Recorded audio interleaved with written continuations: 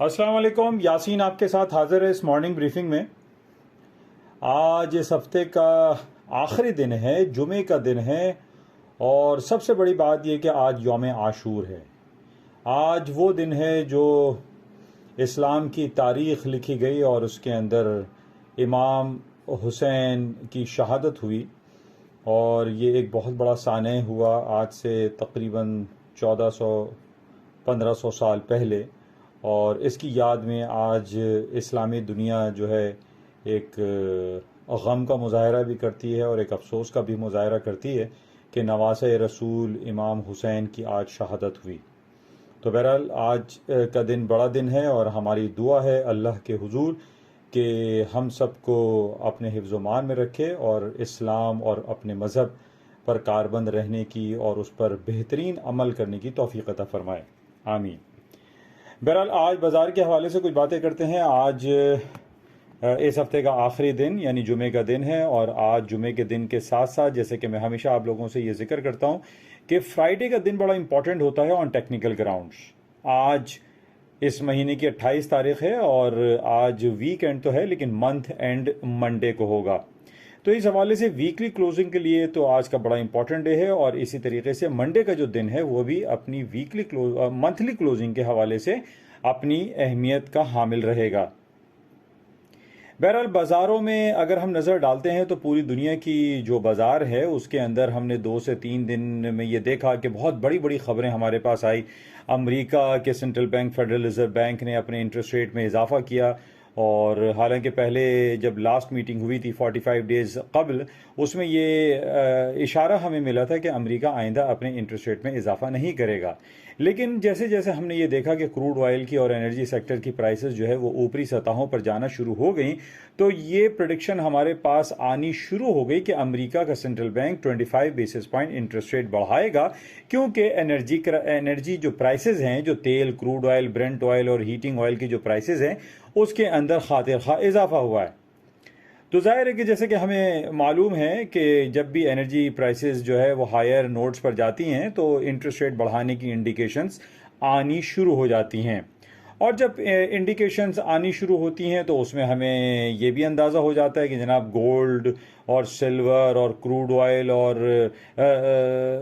America की stock indices और currency market जो है वो डाउन साइड पे जा सकती हैं, क्योंकि डॉलर की प्राइसेस जब ऊपर होती हैं, डॉलर का इंटरेस्ट रेट बढ़ाया जाता है, तो जाहिर है कि डॉलर की कीमतों में अक्रॉस द बोर्ड पूरी दुनिया में इजाफा होता है।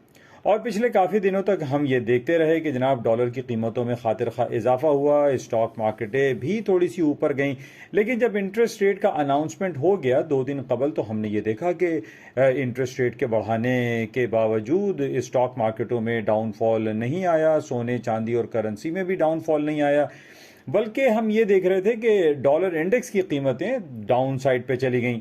तो ये एक बहुत बड़ा सवालिया निशान पैदा हो गया कि जनाब जब अमेरिका ने इंटरेस्ट रेट में इजाफा कर दिया तो जाहिर है कि डॉलर की कीमतों में अक्रॉस द बोर्ड इजाफा होना चाहिए था, न कि इसके अंदर कमी वाक़ई हो गई। तो बात यहाँ ये समझने की बड़ी ज़्यादा ज़रूरत है कि ये जब फोरकास्ट अवेलेबल होना शुरू हो जाती है मार्केटों में डिफरेंट प्लेटफॉर्म पर, तो हम ये देखते हैं कि ये बातें डिस्काउंट हो जाती हैं। अब ये हर शख्स को मालूम था पूरी दुनिया में जितने बड़े बड़े सरमायादार हैं कि जनाब अमेरिका 25 बेसिस पॉइंट ही इंटरेस्ट रेट बढ़ाएगा, और ऐसा ही हुआ। और जब ऐसा ही हुआ तो बाज़ारों ने उसको नेगेटिव कंसिडर कर लिया और स्टॉक मार्केटों ने ऊपर जाना शुरू कर दिया, और डॉलर इंडेक्स जो है वो डाउन साइड पे चला गया। क्यों?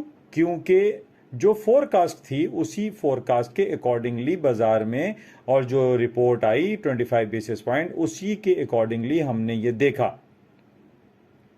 लेकिन 2 दिन के बाद हमने ये देखा कि जनाब जब यूरोपियन सेंट्रल बैंक ने भी अपने शरह सूद में इजाफा कर दिया तो बाजारों ने उस वक्त भी कोई ख़ास रिएक्ट नहीं किया।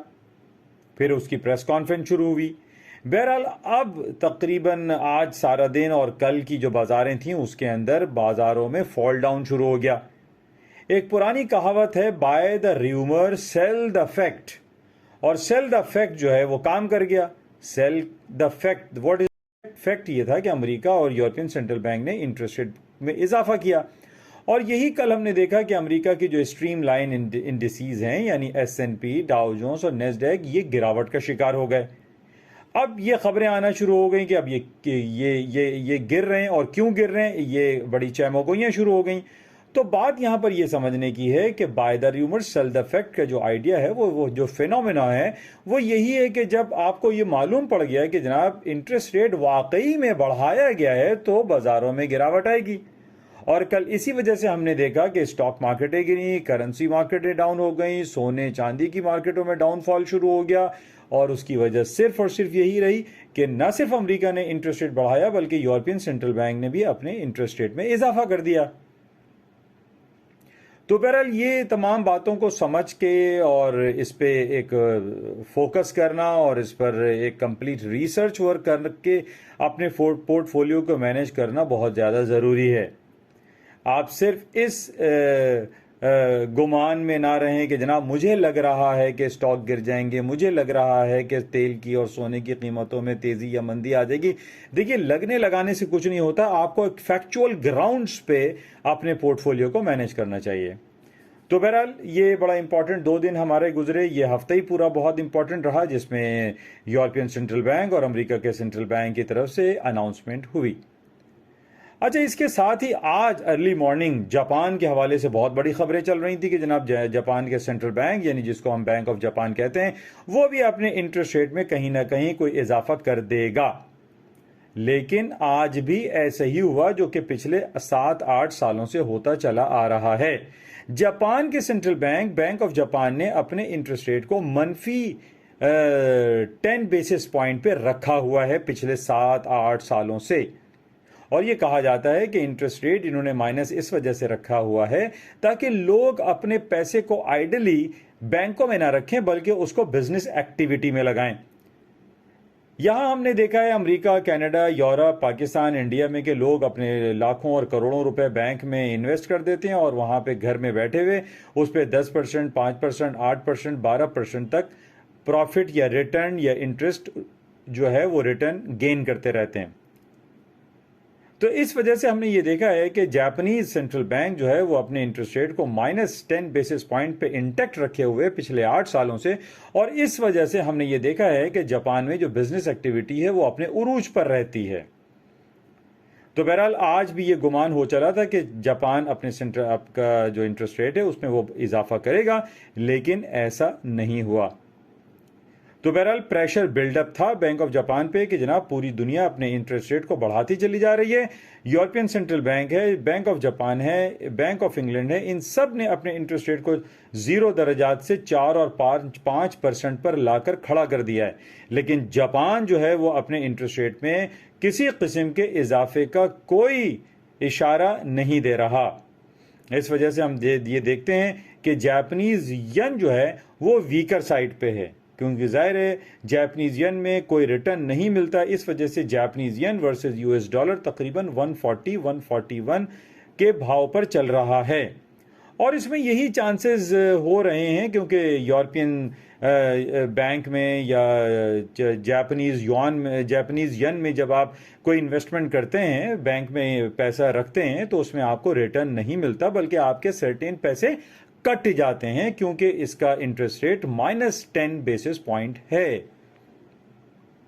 लेकिन इसके बरक्स हम ये देखते हैं कि वहां का जो निकाई इंडेक्स है वो अपने अच्छी परफॉर्मेंस की तरफ है, क्योंकि इंटरेस्ट रेट माइनस रखने का मतलब यह है कि वहां बिजनेस एक्टिविटी ज्यादा है, लोग अपने पैसे को रोल ओवर करते हैं, उसको बिजनेस में लगाते हैं, वो आइडली बैंकों में रखकर सिर्फ इंटरेस्ट नहीं खाते। तो बहरहाल आज इस हवाले से काफी चहमगोइयां था, लेकिन आज जापान ने अपने इंटरेस्ट में इजाफा नहीं किया। बहरहाल ये इंपॉर्टेंट खबर थी। और इसके साथ ही आज पाकिस्तान में बाजारें बंद हैं यौम आशूर के हवाले से। ये आज वीकली क्लोजिंग है, इंपॉर्टेंट है। बैन अल-अक़वामी बाजारों में सोने, चांदी, तेल, करेंसी, स्टॉक्स को हमें देखना पड़ेगा कि आज वीकली क्लोजिंग क्या होती है। तो बहरहाल ये कुछ खबरें, कुछ तजिए और तबसरे आपके साथ पेश किए गए हैं। अच्छा, आखिर में but not least crude oil के हवाले से बड़ा इंपॉर्टेंट बातें चलती रही कि जनाब क्रूड ऑयल की प्राइसेस जो है वो $80 के बैरियर से वापस नीचे की तरफ आ जाएंगी, लेकिन इसका टेक्निकल जो सपोर्ट लेवल है वो 79.60 कंसिडर किया जा रहा है। आपको मैं ये रिकमेंड करना चाहूँगा कि आप 79.60 के नीचे के कोई स्टॉप प्लेस करके क्रूड ऑयल की प्राइसेस में बाइंग चांस ले सकते हैं। उसकी वजह जैसे कि पहले भी बयान की कि दुनिया के दो बड़ी ताकतें यानी सऊदी अरेबिया और रूस अपने जो एनर्जी प्राइसेस हैं उसको 80-84 डॉलर तक रखना चाहते हैं ताकि उनके रेवेन्यू जनरेशन में इजाफा हो और उनकी इकोनॉमी कंडीशन बेहतर हो सके। और इसके साथ ही सोने की कीमतें हैं वो रिलक्टेंट हैं, वो अप एंड डाउन की तरफ हैं। अभी नीचे की तरफ सोने की कीमतें हैं, $1950 पे स्पॉट कैश मार्केट चल रही है और उसकी वजह यही बताई जा रही है कि अमेरिका ने इंटरेस्ट रेट में 25 बेसिस पॉइंट इंटरेस्ट रेट इजाफा किया है और इजाफा करने पे डॉलर की कीमतों में तेजी, जबकि दूसरी करेंसीज और सोने चांदी के भाव में कमी वाक़ हो सकती है। और इसी तरीके से S&P जो स्टॉक इंडिसीज हैं, S&P डाउ जोन्स नैस्डैक, ये थोड़ा सा रेंज बाउंड दिखाई देते हैं। उसकी वजह यही है कि बहुत ज़्यादा तेज़ी नहीं होगी क्योंकि अमेरिका ने इंटरेस्ट रेट बढ़ाया है। न सिर्फ अमेरिका ने बल्कि यूरोपियन सेंट्रल बैंक ने भी अपने शरह सूद में इजाफा कर दिया है। ये कुछ खास खबरें आपके साथ शेयर की गई हैं। होपफुली इनसे कुछ ना कुछ आपको इस्तेफादा ज़रूर हासिल होता होगा। मैं इजाज़त चाहूँगा। खुदा हाफिज़। यासीन कराची। इंशाल्लाह आपसे मंडे को या संडे नाइट मुलाकात होगी। Thank you. खुदा हाफिज़।